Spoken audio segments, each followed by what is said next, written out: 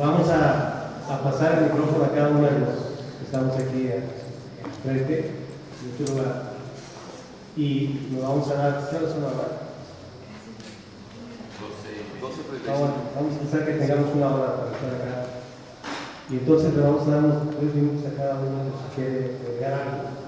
Estamos acá y lo pasamos a la pregunta de ustedes. Les voy a pedir también a los compañeros que cuando contesten alguna pregunta sean breves, porque si no, ayer no me dejaron hablar. ¿Sí? Duele mucho, se convierte en un trabajo. Entonces, ¿quién quiere tomar la palabra?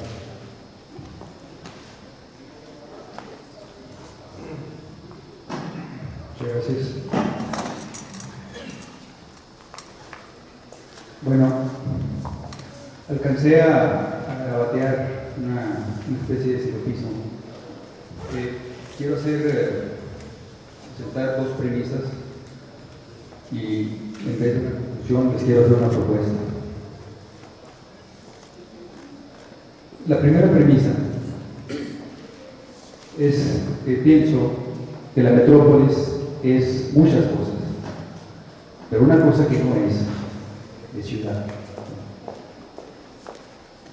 Y una de las características que se derivan de eso, al no ser ciudad, es que en nosotros se convierte en otros. La otredad la inventa Levi Strauss como europeo para estudiar la Amazonia. Es decir, el civilizado estudia el salvaje, o malo también, donde los linderos, las diferencias culturales y toda una serie de cosas son claras, son nítidas y están preestablecidas. Para el ciudadano actual, me parece que es una perversión muchas veces que el investigador se oculte atrás del yo para decir que los que estudian son los otros. Creo que es válido, pero es perverso cuando se abandona en el yo. En el caso nuestro, de investigadores de la ciudad, no somos el yo, somos el otro. O si quieren, el otro es el nosotros. Y eso tiene varias implicaciones epistémicas y empíricas, por supuesto. Esa es la primera premisa.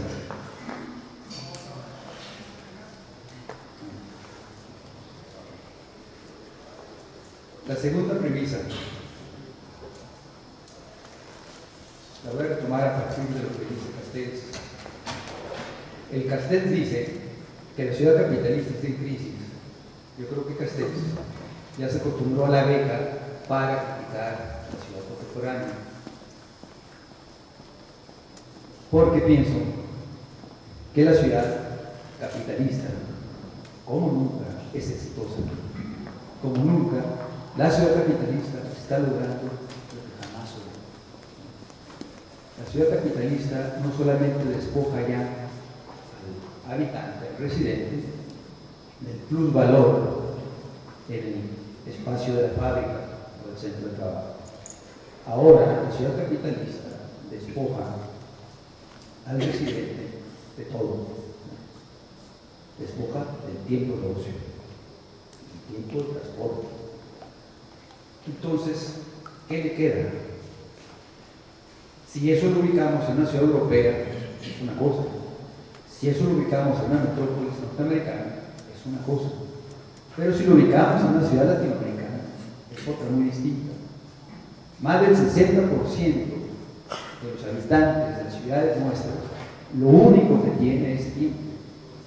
Y es de lo que se despoja.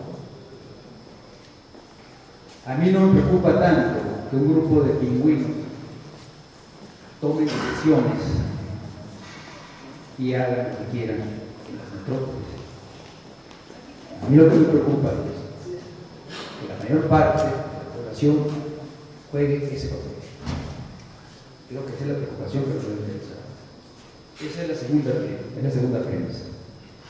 Y esa premisa también establecería que ese modelo, tanto europeo como norteamericano, que se nos ha vendido, tiene que ver con una ciudad más que real, una ciudad simbólica. Esa metrópoli se sigue viendo como tal, cuando en realidad lo que queda de aquella ciudad es un símbolo o una serie de símbolos fuertemente concentrados. Lo que se quiere, lo que se entiende ahora como metrópolis, como ciudad, es eso. Pero a mí no me preocupa tanto eso.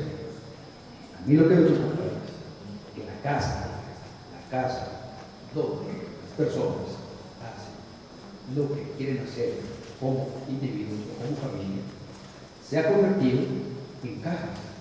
Son cajas dotadas de televisor y de cerveza. Y en función de eso se articula, se integra en el conjunto urbano. Y la mayor parte de la vida de los ciudadanos es de resistencia, de oposición, de rechazo a la ciudad, a la metrópoli. Porque lo que hacen, quieren hacer justamente cosas muy distintas, porque está diseñada para que propicie la metrópoli. Entonces, con esas dos premisas, yo llegaría a una conclusión propuesta. Creo que tenemos que terminar de reconocer que la metrópolis y la ciudad no son conciliables. Y si no son conciliables, no debemos seguir perdiendo el tiempo en resolverlo, en conciliarla, en hacerla equilibrada, en hacerla ordenada. Una ciudad sin sentido no tiene solución. Esa es una. La otra, lo que creo que hay que hacer con la metrópolis es demolerla. Pero no demolerla como Al Qaeda. Hay que demolerla en términos culturales. Hay que demolerla en términos conceptuales. Esa forma de vida, ese estilo de vida que hemos adquirido a partir de la metrópolis y que queremos ser metrópolis, es justamente lo que me parece que hace que nosotros vivamos de determinada manera, pero sobre todo que ese 60% de la población viva y sufra la metrópolis, no solamente la metrópolis, el territorio en su conjunto, de determinada manera. Ya la ciudad, ya la metrópolis, cambió de perfil. La gente no va a las ciudades a vivir, la gente va a las ciudades de paso. Los espacios urbanos son espacios de paso. Las ciudades ahora ya no son de residentes, son de gente desarraigada, son de inmigrantes, son de las famosas minorías. Los famosos nómadas que dicen por ahí son los que han invadido las ciudades.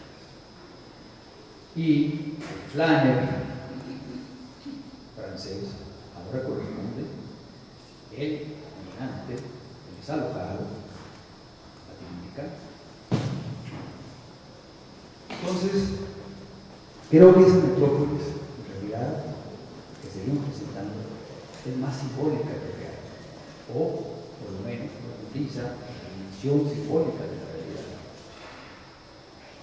Entonces, demolerla quiere decir no solamente elaborar un cuerpo biológico y capitalizar una empiria riquísima, abundantísima que tenemos justamente por todo ese proceso de demolición en el que se nos han adelantado todos esos migrantes, ¿no? Y que debemos seguir pensando que son invisibles o que son secundarios.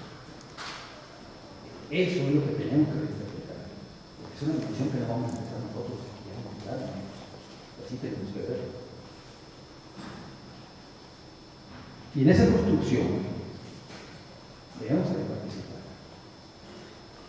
Al mismo tiempo que demoler, tenemos que empezar a imaginar la ciudad.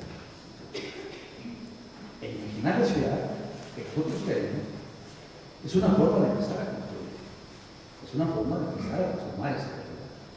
No es solamente decorar las cosas sin huella, no, es una forma de decir, esta es la ciudad que queremos y tenemos la disposición, tomamos la decisión de construir esa nueva ciudad. construir esa utopía urbana. Creo que nosotros tenemos esa responsabilidad.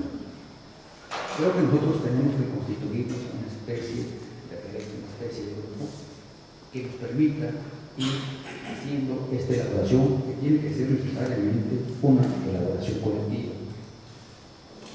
Para terminar, porque ya pasó tiempo, creo que el asunto es ya no aquella construcción lingüística que dice esto está bien, pero estoy de acuerdo con lo que dices, pero yo creo que ahora hay que decir esta es la realidad en términos simbólicos. ¿Qué sucede si? ¿Qué pasa si la vemos de otra manera? Esa es la propuesta.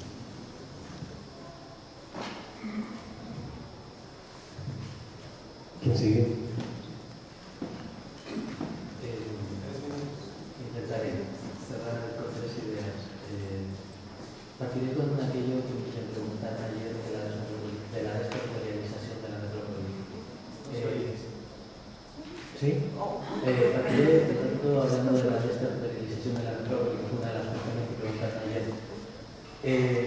Yo creo que la construcción sobre el territorio de la metrópoli, entendida esta como esa ciudad que excede sus propios límites, o incluso con ese conjunto de ciudades que, entendiéndose relacionadas, generan procesos comunes, es completamente coherente con la desterritorialización de la metrópoli conceptual. Ayer hablábamos de esta cuestión del lenguaje y cómo aquel que era del Abarcino imperial sabía que era parte del Imperio Romano sin que existiera Internet, sin que existiera televisión, y solo a partir de las historias del lenguaje y el recorrido.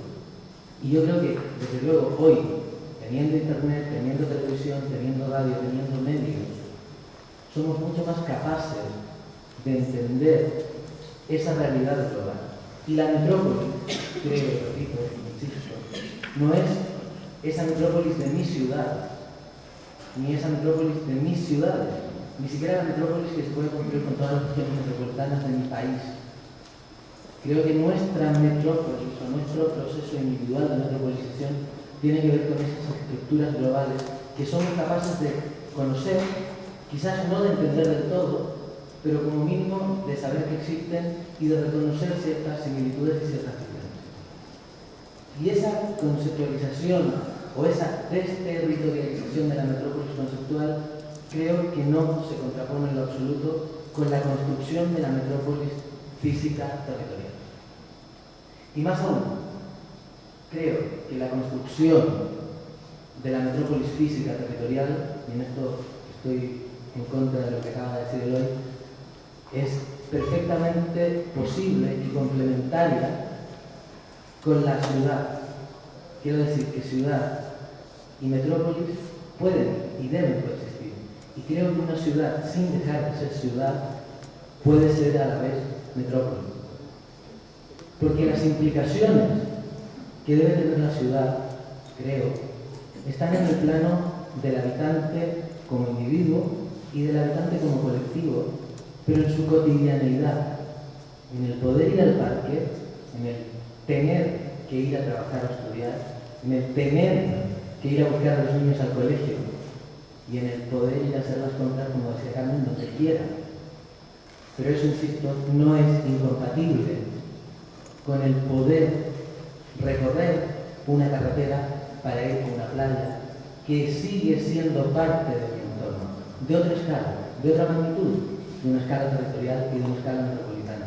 Pero creo, por una parte, para cerrar, que la desterritorialización conceptual no impide la territorialización real de la metrópolis y que la ciudad no es en ningún caso incompatible con la metrópolis. ¿Quién sigue? Dice que se han incrementado los recorridos a través del destino de 50 a 100 kilómetros diarios, consumo energético, distancia y tiempo.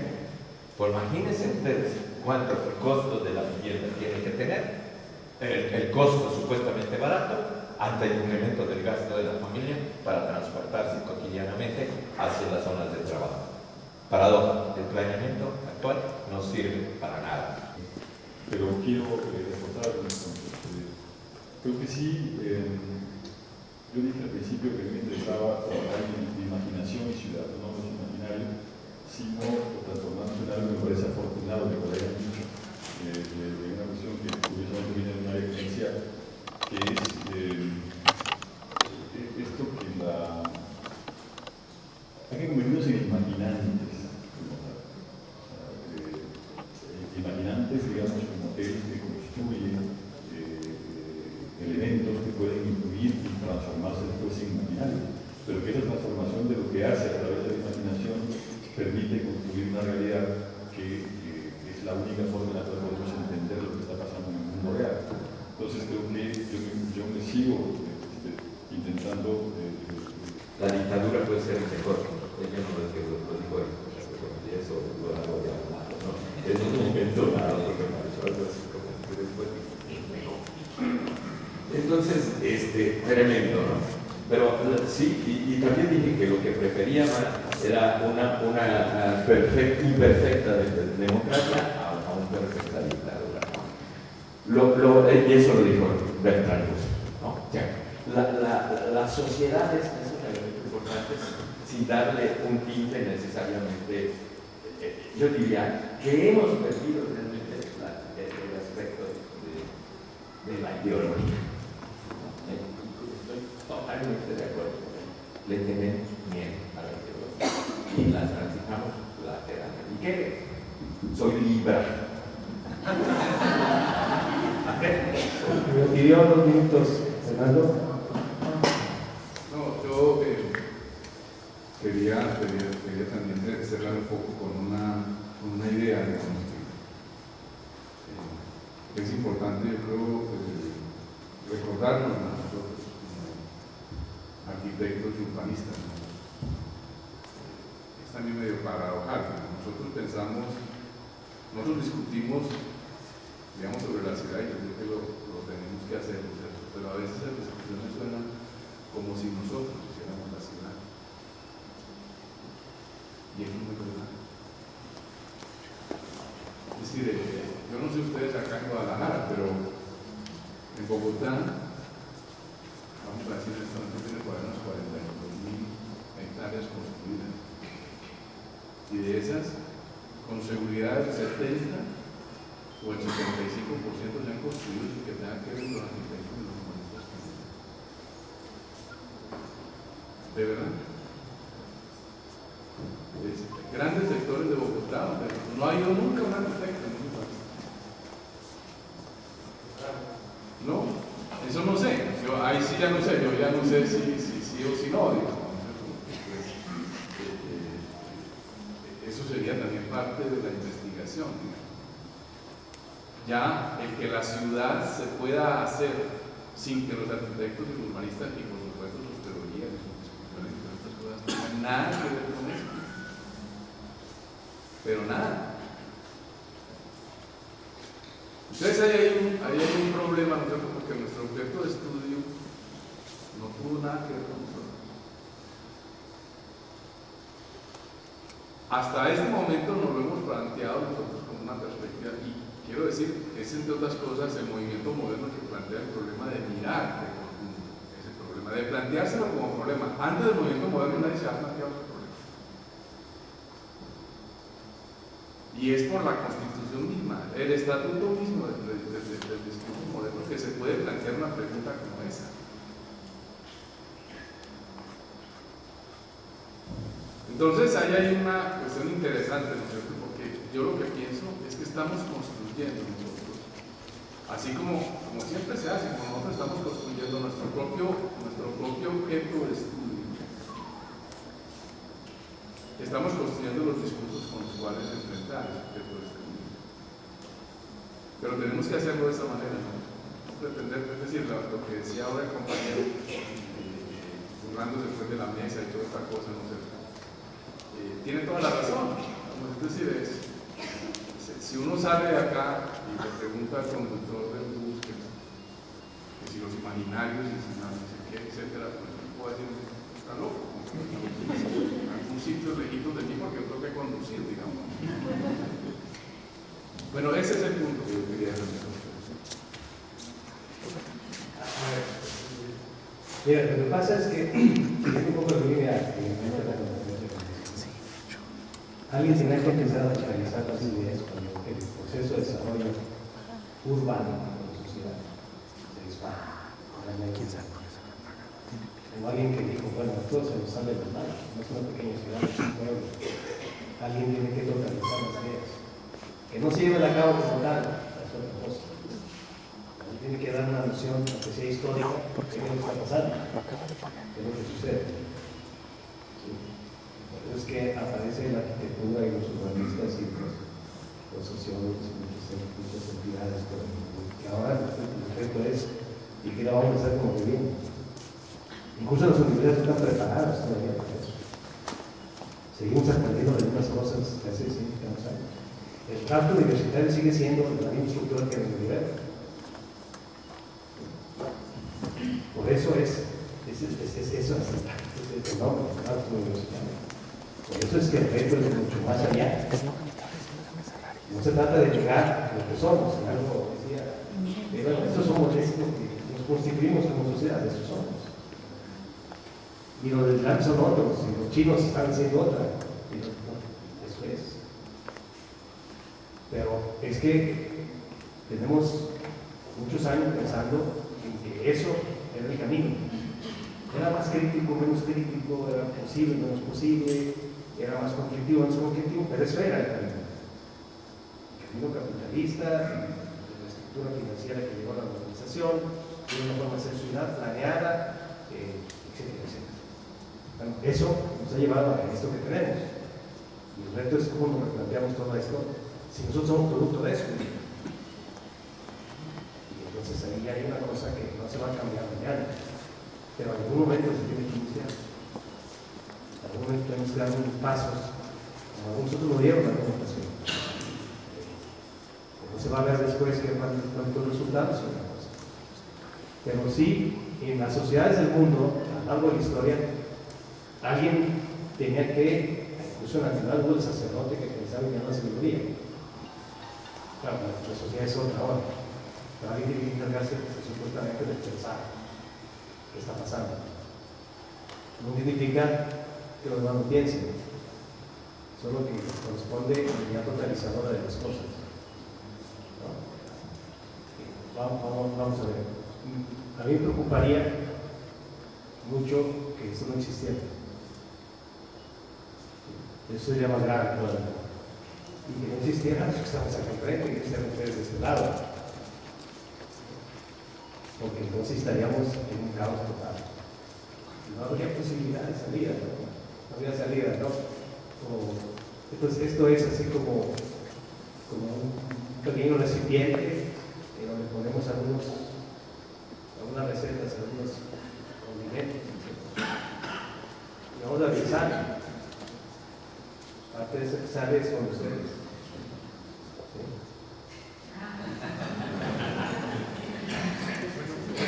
Yo quería abundar sobre los comentarios de los compañeros que se encuentran atrás en esa marginalidad tan cómoda que se siente. Me parece muy interesante porque, digamos, son como operativos, ¿no? El comentario que haces es muy operativo. Es decir, bueno, con esta materia, con estos datos que nos da, por ejemplo, el cómic, nos da la literatura, nos dan estas visiones fugaces del cine, podemos construir teoría, podemos hacer conocimiento con esto. Fíjate que a mí me parece, y yo lo veo así, hay un fondo magmático, así, informe. Heráclito lo trató de escribir hace más de 2600 años.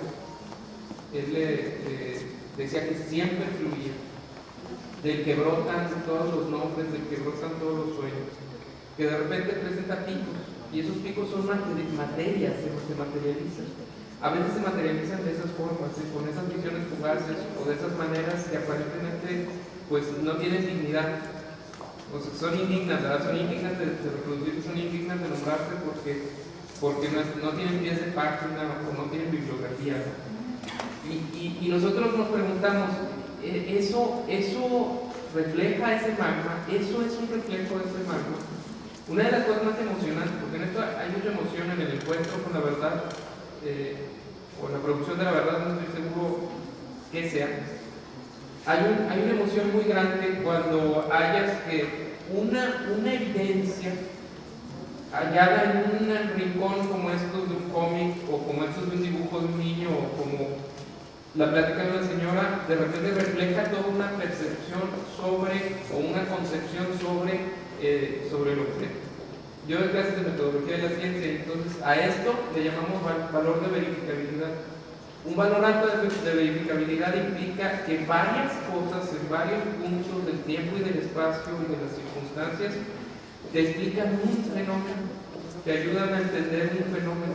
Entonces, ciertamente, yo le quisiera aportar a la apertura, de miras para la construcción del conocimiento.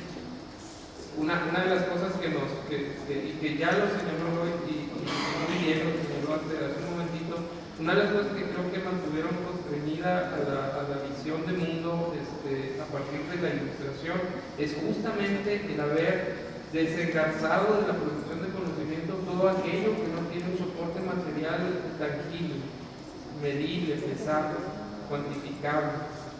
Eso pues nos mete en un problema del cual estamos saliendo a partir de la crisis de la razón. Entonces yo sí le apostaría a una producción de conocimiento que tuviera esta libertad. Finalmente, este fondo magmático del cual surgen todas las palabras, surgen todos los nombres, todos los sueños, pues es infinitamente creativo, ¿no? Es decir, esta es una de las vías por las cuales se ha movido la posibilidad de ser de mundo, pero no es la única.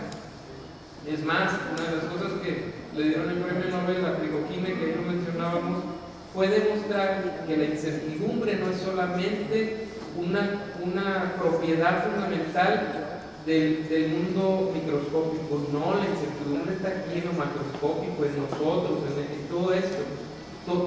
Al final de cuentas, se está creando el mundo, es decir, exhibe muchas posibilidades. Bueno, vamos a dejarlo acá.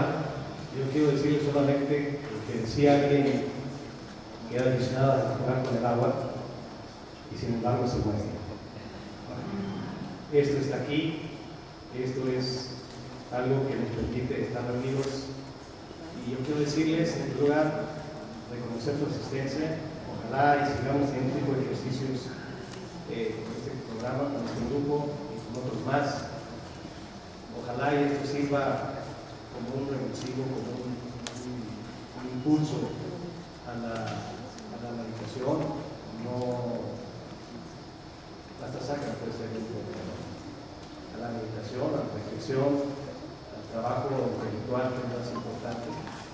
Y sobre todo, en particular, y en nombre de mis compañeros del doctorado y la maestría, el doctor Adriano, que podría estar aquí, pero inicialmente, afortunadamente, está descansando en su casa, la cosa más importante que vive en su vida, que es nada más como rico.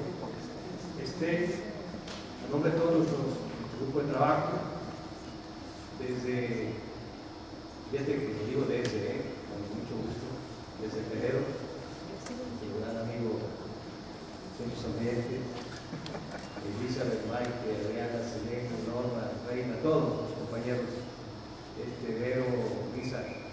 Quiero agradecer a los compañeros que están aquí con nosotros, permitirnos enriquecernos con su participación, incluso en su vida, participación y colaboración con nosotros. Agradecerle por nombre a Adolfo.